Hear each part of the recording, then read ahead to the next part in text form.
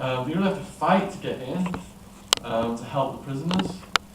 And yeah, there's a chapter in my book where they bring in this guy called Jumping Bill. He's a singer.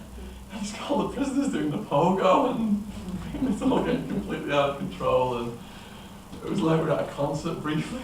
And I remember on Christmas as well, this missionary band came and sang through the razor wire, and that just really lifted everybody's spirits, because Christmas is when most prisoners commit suicide.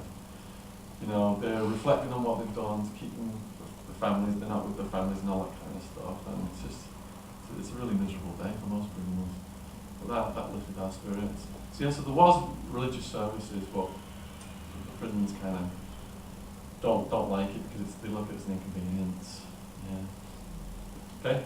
Building off that, do the pastors and people that go in, do they see the airbrush view of prisons, like without anything going on, or are they kept away from the injured prisoners and things like that, or do they actually see what's like? I think some of the pastors are pretty savvy to what's going on.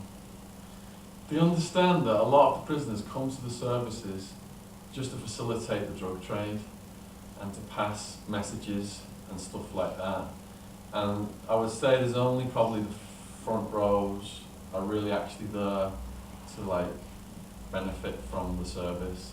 There's a lot of commerce and contraband exchanging going on in the back rows and stuff like that. But I think they know what they're up against, and they understand that if they're reaching even a small amount of people, if they can help those people, it's worth coming in and doing it. Yeah. Yep. How did you keep your head above water, like popularity, by not being involved in drugs and violence? How did you hear that whilst not getting?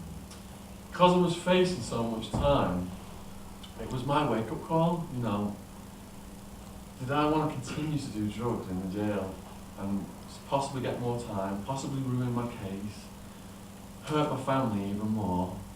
All these things just completely put me off wanting to do the drugs.